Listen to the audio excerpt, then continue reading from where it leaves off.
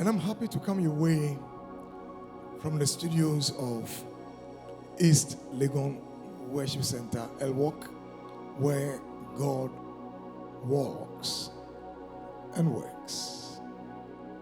One of the things that I'm very much interested in is to look at the story, maybe not a story, but the phenomenon of success. You know, sometimes as young people, we are very much fascinated about what success is.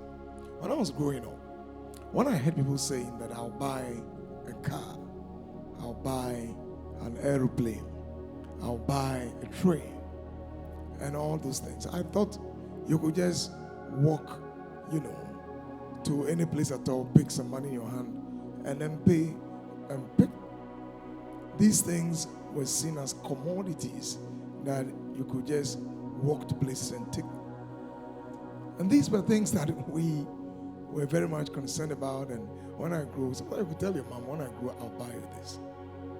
And I'd like to just share some thoughts on success with you. First, success is not just an impartation.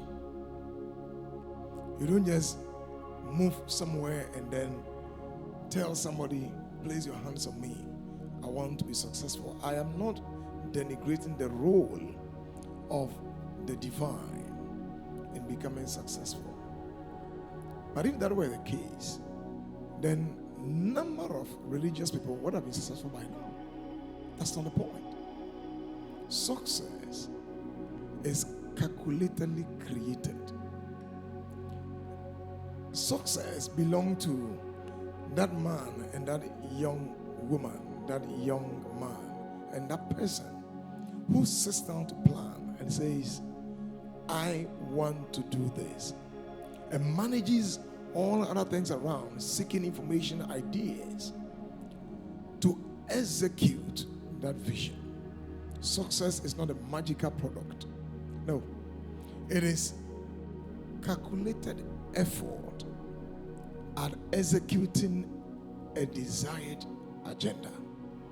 That's what it means. And so when people are very haphazard and disordered, they don't care what happens, and they do things anyhow and expect to get unexpected positive results, that does not happen. And so young men and women who want to become successful in life should understand this first principle. It is calculated, passion-filled, effort-driven attempt at executing a certain agenda. So when you want to execute that agenda, you know that you are on the path to execute the agenda for success. You see, the successful people you see today, once upon a time, they were on the same track with those who have failed. So failure and success, once upon a time, were on the same track. I like to just picture sprinters who were about to do 100 meters lap. And then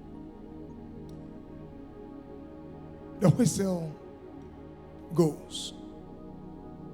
On your mask, get set, and then it goes. Then both of them, or all of them, will just sprint, get up, and everybody is seeking to be the first among the competitors. But at the end of that lap, one person emerges. Sometimes they use just, a stretch. They stretch themselves a little bit to just use their head or one step, and they become the winners. But I like to just look at it from this angle again.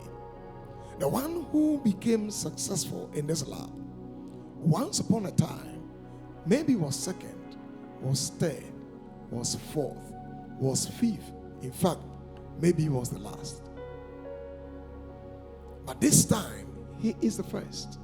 What happened? what happened was that he shifted his focus from that losing mentality to begin to look at what makes successful people successful. And so perhaps he increased his or her training regime. Maybe he got up at very odd times when others are enjoying their comfort zones and went out to train.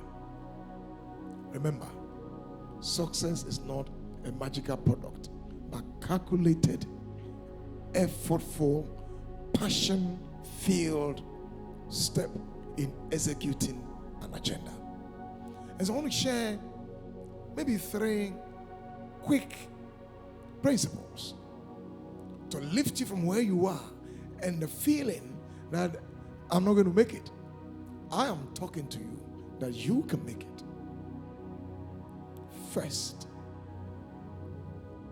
you must be able to identify your own efforts in the success agenda. What is the effort you're making? Nobody drives you to be successful. No. You can be grateful to what others have done to you. You can bless God for their lives. You can go and thank them because they nudge you, they encourage you, they prayed for you, they sowed seeds into you. But I can tell you something. After all that they did, if you did not act on their goodwill, your success agenda and step will have been a cost 90 work. So examine your own role in your own life. What is your commitment? What is your strength? How committed are you to this very vision you have? Are you committed? Until you are very passion-filled for something, to the extent that when you are sleeping, you are dreaming about it. When you are sleeping, you are thinking about it. You don't believe it.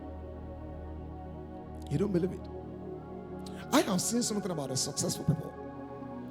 Their interest in becoming who they want to become is so strong. Their commitment is unbreakable. So what is your role? Are you that lazy? Sitting looking into the skies all the time, wishing that something good will happen to you? Have you heard that statement? If wishes were horses, beggars will be riding in the air. So don't just sit and wish. Wishes will not take you to the next level. Only actions. What is your role? Now the second principle I want to draw your attention to, which is very powerful and helps you in your agenda and in your drive and path to become what God wants you to be, is that principle of knowing how to organize resources around you. And as far as I'm concerned, one of the most powerful resources in your life is the person who is around you. In the same way, one of the most powerful liabilities that can impede your progress in life is that person who is around you. You cannot ignore the double-edged role of friends and men and women around you. No. Some of them can really help. Some can be a blessing in your life. And others can pull you down. Who is your friend? I am sure you have heard about the law of association. You become like who you associate with. So who is your friend? Who do you talk to? Who do you engage with? Who do you relate with? Who do you share your thoughts with? I have heard some pundits indicating that don't tell your vision to people. They'll kill it. That is not true. The truth is this. Don't speak about your vision to the wrong person. They'll kill you. But if you have the right person around you, who is the right person? Let me tell you something. If you are a believer, anybody who fears the Lord and is around you as a friend and he fears the Lord, loves the Lord, whoever loves the Lord will be challenged to love his neighbor. So look for lovers of the Lord. That young man who is around you, that young lady, that brother, that elder, that deacon, that friend, that boss, who is all the time seeking your welfare, checking on you, how far have you gone? So check your life and who is around you. Listen carefully. If your life is not positively influenced by those around you, the opposite is just true. It is going to be negatively influenced by those around you. It's as simple as that. That is what it is. If they cannot influence you positively, they can influence you negatively. So who is around your life? And who do you respond to? Is that a friend? When he speaks, you get up. Is he inspiring you? Break off if he's not. And if he's inspiring you, speak to him the more. That is the law of success driven by the principle of association. And finally, I want to ask you one question. How ready are you to get up when you face a challenge? Mishap can be the energy that drives you to the next level. And every mishap that comes your way, for successful people, they know how to turn the energies in them around. Why did you allow that challenge to bring you down? Rise up. Get beyond that challenge. Because listen, a mishap is a necessary aspect of the successful path you are currently treading. It's part of it. So get up and look at the mishap in a redemptive mode. See it as a challenge to learn how not to do the things the way you did it.